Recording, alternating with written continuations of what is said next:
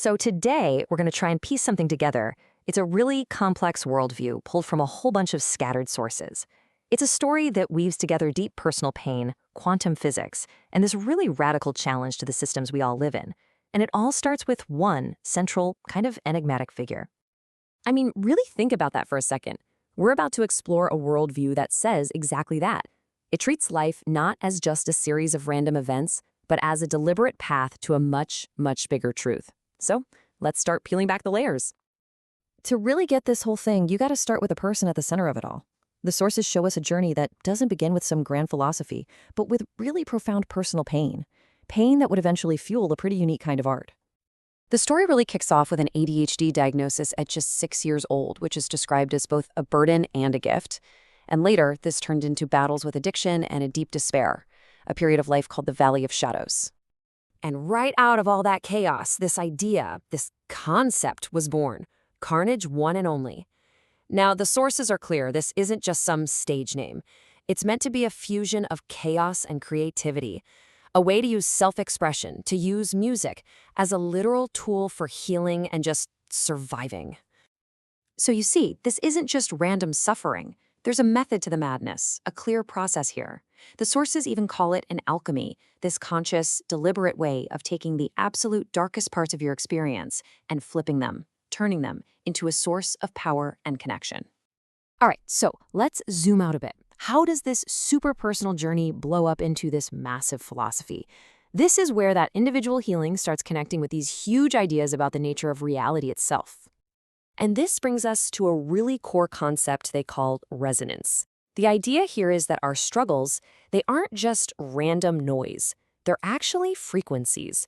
And those frequencies can amplify our connection to a divine purpose.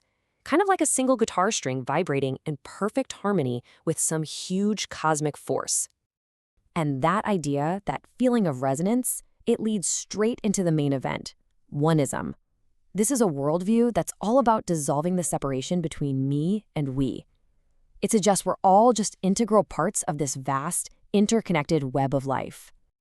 Okay, and this is where things get, well, pretty wild. This whole philosophy tries to ground its spiritual ideas in the language of quantum physics. It's pulling from ideas like the observer effect, suggesting that just by watching reality, you can actually change it. It frames our choices as us tuning into different timelines or frequencies. And words are seen as spells that can literally shape the world. It all builds up to this idea of a human hologram, billions of minds creating one single shared consciousness. So, if you start believing that we're all part of this one big cosmic thing, what does that mean for the man-made rules we live by? It kind of puts them on a collision course, right? If we are all sovereign beings connected to a universal law, then what are these earthly laws we're all following? And this, right here, this lays out that conflict perfectly. You've got natural law on one side, which is all about inherent rights. But on the other side, you've got man-made law. And the argument from the sources is that this system isn't even for the living, breathing human being. It's for the legal person, a construct that's bound by contracts and government authority. They call this the straw man theory. The idea is that legal identity you see on documents, the one in all caps, that's not you. It's a fiction, a separate entity the system created to bind you to its rules through contracts you might not even know you've signed. And look, this isn't just some abstract idea. Here's a real-world example from the source material from the protagonist's own life. It's a court notice, and you can see it's addressed to the name David Russell Parker in all caps. This is pointed to as direct proof of the system grabbing authority over that legal person, which sets up this huge challenge to his claim of sovereignty. Okay, so this whole legal fight over who's who, it brings us to the absolute heart of the mystery here. And honestly, it's a paradox that seems to just break time itself. All right, you're going to want to pay really close attention to these dates. They come from genealogical research and the source material. So you have an archive collection that officially ends, it's closed, in 1910. But then in 1993, the name David Russell Parker shows up inside that very same collection, sharing an exact birth date with another infant, David Michael Parker.